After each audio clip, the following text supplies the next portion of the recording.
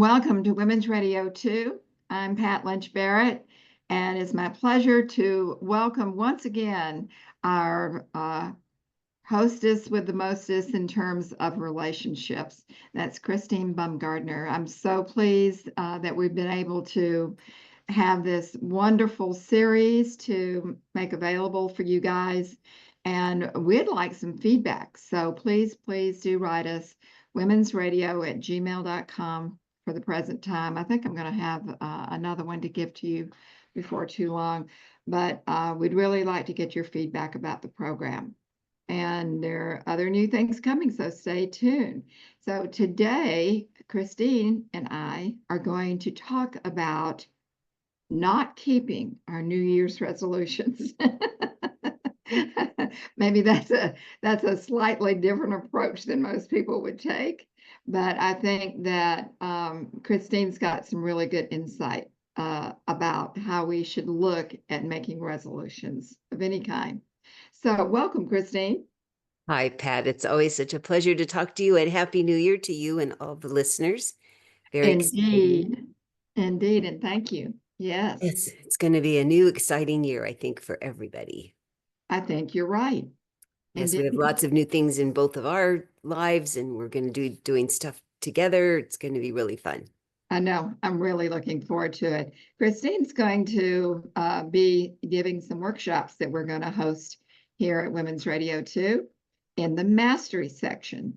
But we'll tell you all about it as we begin to, as it begins to develop, which will hopefully be over the next few weeks. So we'll have that news to share with you. And I think that's going to be fun, exciting, and very, very informative. I think it's going to be a lot more of what she's given so far, but things that a lot of people have said, man, I can't get that on one take. I need to really dig into that material. And I think that it really is extremely useful, as most of us are in some form of business, whether we're helping a not-for-profit or we have our own business or we're working with someone else's business. So our lives are a lot around communication and having things work out. And I do believe that the period that we're moving into is a lot more about cooperation, collaboration, and that these tools are extremely useful. So that's all I'm going to say about that. I won't take up too much of Christine's time. But Christine, please share with us your valuable insights about how people should approach making a resolution. Yeah, after so many years personally and professionally talking to people about New Year's resolutions, there's so many reasons that people find they don't work, that they hardly last a month or 6 weeks or maybe 2 months. You know, I'm going to lose weight. I'm going to get a new relationship. I'm going to organize my house. I'm going to increase my business. And I mean, those are really great goals, really great goals. And I think what happens, why people often run out of steam quickly, is that it's too big. And it's good to have a big goal. I don't think that people really know how to break it down into smaller steps. So I think sometimes people say, I want to lose weight. Okay. One of the things about losing weight is it takes a little time. It did take time to put it on. It's going to take time to take it off. And they get all gung-ho and they join a gym and they go for a month. And as far as they are concerned, nothing happens because they have too big of a goal. That I tell people, if you're going to join a gym, give yourself kudos. I went 3 days this week. I got up, I put on my sneakers, I went, I showed up. No matter what you did when you went there, you get credit for showing up. People don't give themselves credit for each of the little steps. And then you actually used a couple of machines or you took a class. You were not the best in the class because you're brand new and maybe people have been doing it for years. You showed up. You got a little sweaty. You got your blood pumping. That burns calories. So if you keep appreciating little tiny steps, if we're just going to use the gym, then you'll keep going because you're like, oh, well, I did good. I'm now going to go 3 more days next week. And then if you keep track of, okay, I did 3 days last week, I did 3 days this week. How do I feel about that? I feel good about doing that. Do I seem to have a little more energy? Have I talked to a couple people and maybe I found somebody to have lunch with? I got inspired to go buy a new workout outfit. I felt really good that I could not get quite so in our exercise class, they talk about getting breathy, that you're breathing a little harder, but you don't get breathless, that you're not getting as breathless now. So if you keep appreciating every little step, that and you don't concentrate on I need to lose 10 pounds in some unreasonable amount of time, you'll feel inspired to keep going. The other thing that people need to not do is overdo, that you set up little tiny things. So let's talk about the organizing your house, that you clean out a drawer, one drawer. You take everything out of the drawer and you decide what goes back in, what needs to go in another place in the house, maybe what goes in the trash or gets donated. One drawer. And get really excited about one drawer. I don't care about the rest of the drawers or the rest of the house. Do one drawer, because the more we get excited about what we're doing, the more we get excited about doing more. So really appreciating each step. So in business, gosh, I want to get more successful in my business. I want to start a business. Write out an outline of what you'd like to do and pick one thing. I'm going to do this one thing this week, just this week, one thing. Because we set ourselves up to do too much, then we get overwhelmed. If you go back to the gym, then you get sore and you don't want to go back. Getting bad sore is not good. A little sore is okay, but bad sore when we overdo. So if you try to do too much organizing, too much in your business, you're going to get discouraged, and that's why people quit. Often that's why people quit. I Yes. want I want to add something there too. People, I don't, so I'm using myself as an example, don't always consider life is constantly bringing you surprises. You don't know, maybe your pet gets sick and you have to take him to the vet and you weren't planning on doing that today. And beyond that, people get sick. They just do. You get colds, other things go on. I'm sure the people in Los Angeles certainly weren't expecting to have to deal with fire and losing their homes and finding a new home to live in. I can't even imagine that many people with such a big problem. But it certainly has totally disrupted business. Uh, I'm sure people feel bad perhaps about their goals, but little things happen, big things happen, things we don't expect happen, and you don't want to lose your goals. It's just that you're so right.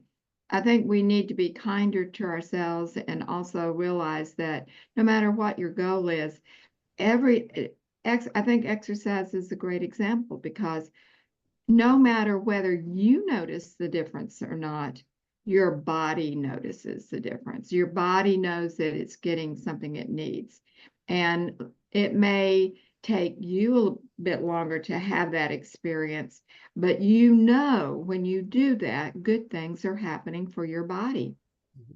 And it does often take a lot more time than we expect. Two really good points, Pat. So I'd love to expand on your what if stuff gets in the way? You need a plan B. So you get sick, you can't do your exercise. What else can you do? Be nice to yourself. Make yourself some orange juice. Make sure you take a nap. You're still nourishing your body. You're still taking care of your body. You're not losing sight of that. You're going to be doing exercise as soon as you start feeling better. You're giving yourself a break. And even people who do regular exercise, the pattern is you work out your arms, you work out your legs, you take a break. You work out your arms, so there's the break. You're taking a break because you're ill. You're taking a break because your pet got sick. So you don't stop. You don't have a hard stop. You just have, I'm not doing that right now. And then the fires are really a catastrophe. I am very safe. People have constantly asked because I live very far away from the fires are, but I do know people who have been completely devastated and lost their homes. Their lives are completely disrupted. There are things in your life that will cause you to have no way of doing any of your normal things. That's a really dire circumstance. Generally, it's just little blips. So if your pet gets sick and you have to go to the vet, and normally you go to do exercise Monday, Wednesday, and Friday, maybe you'll go for a walk on Thursday. Don't go to the gym if that's not your day. Go for a walk. If you could take your pet for a walk, or call a friend and say, oh my gosh, this is so hard with my pet while you're walking, that you could combine whining, which I am a big fan of, to help get the whining out, but whine and walk. I have a girlfriend that we whine and walk. It works really well. We know it's not this kind of whine, it's the other kind of whine, but later you can do this kind of whine. But keep trying to make a way of fitting it back in so you don't lose too much of your momentum. Because you talked about how you have to have a plan B, you have to be able to turn on a dime.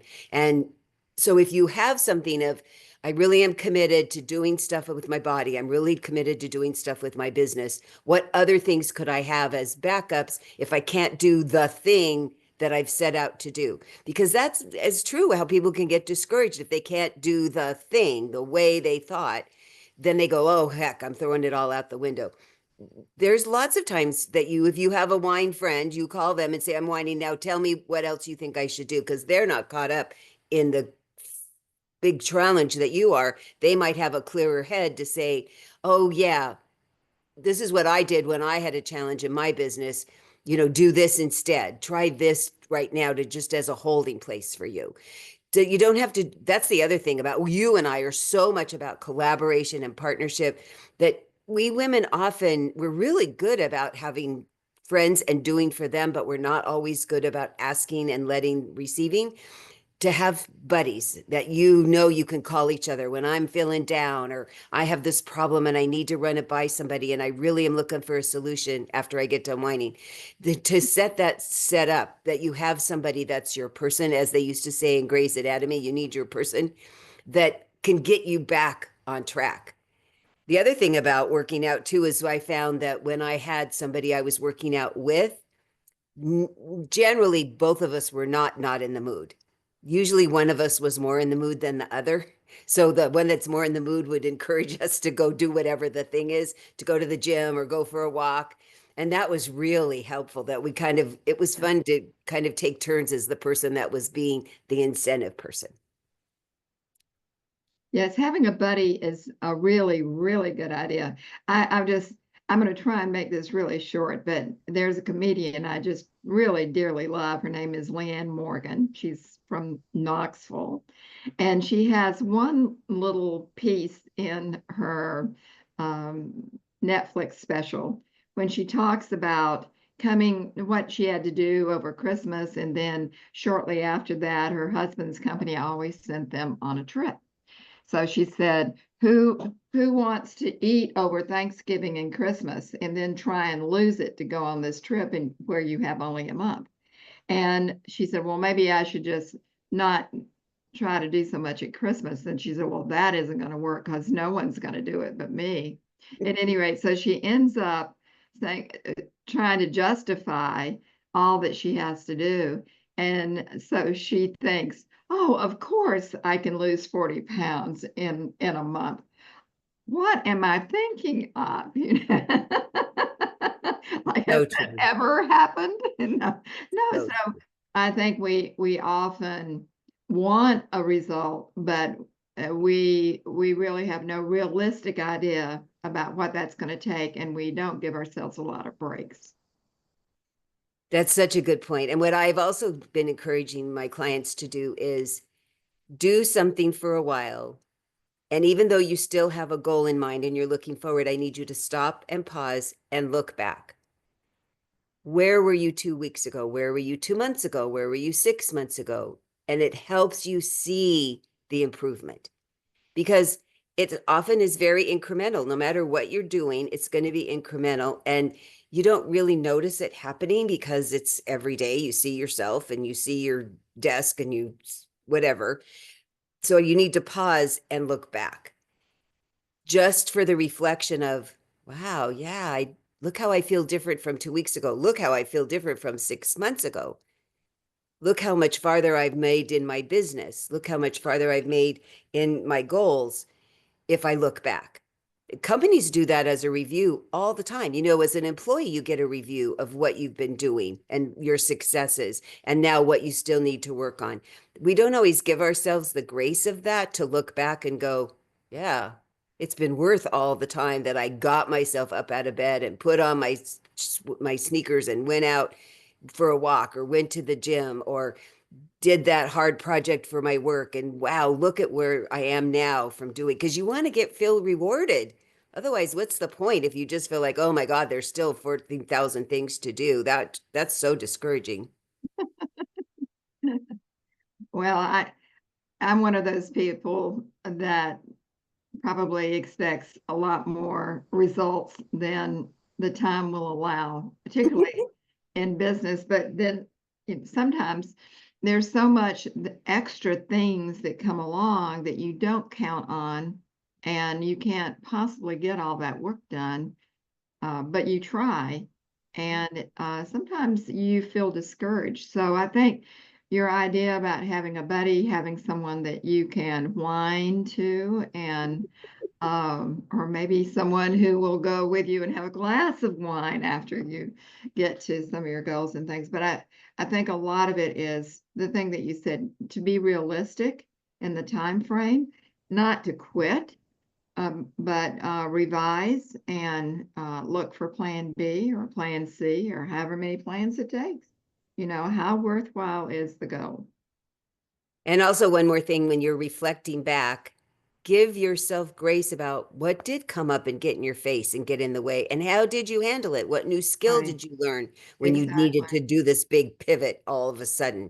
You know, Right. we are such resilient people and we don't always appreciate it because we go, well, look what I didn't get done. Okay, that's all right. We're going to leave it on the list.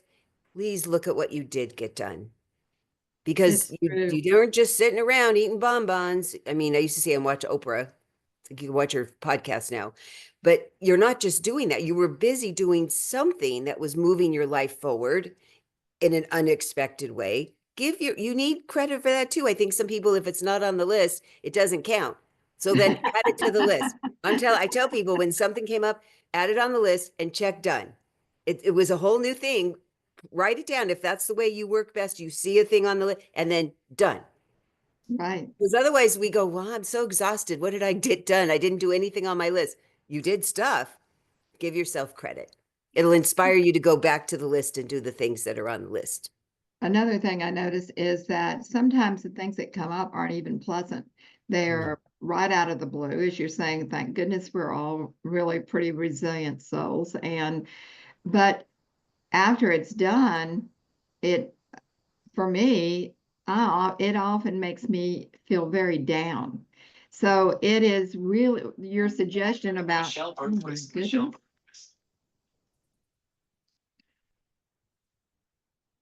the the idea is that if you have issues that come up and you get to resolve those issues one way or another, instead of saying, oh my goodness, why did this happen to me? Start patting yourself on the back for the action you took to help resolve that and how much you learned from that. And that probably will never happen the same way again because you've now had the learning experience. So many good points, Pat. I hope people really do take these suggestions to heart and don't make a New Year's resolution. Give yourself little tiny goals to reach a big goal, but little tiny realistic goals. You'll feel so much more successful. Wonderful.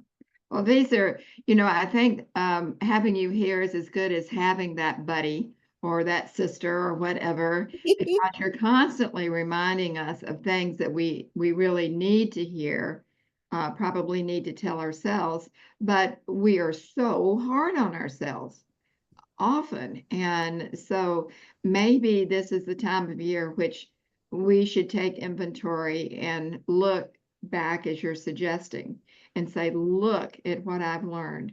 Mhm. Look at what I've learned. And I'm so lucky still to be here to be able to do some new and wonderful things. I do believe it's going to be a much better year. Yeah. I know it's been hard. Going to be better. I really do have a sense of it. And And you and I are just going to keep making it better, right? With all of that's our. right, we are. And then I want to hear from other people about how they have looked back and how much that they see that they've accomplished. I think it's great if you have someone who you know is really going to be interested in hearing about your story, about what you've accomplished and what you've learned. That would be us. Why don't you write us? We'd love to hear from you. Mhm. Again, you can write to womensradio@gmail.com. We will love to hear from you. Christine, working with you is such a pleasure, and having you here to share all this good information with other friends is just really a delight. I'm so happy that you continue to do this. Thank you. It's been a pleasure, Pat. Thank you always for inviting me and including me. Absolutely. Have a great year. Yes. See you next week.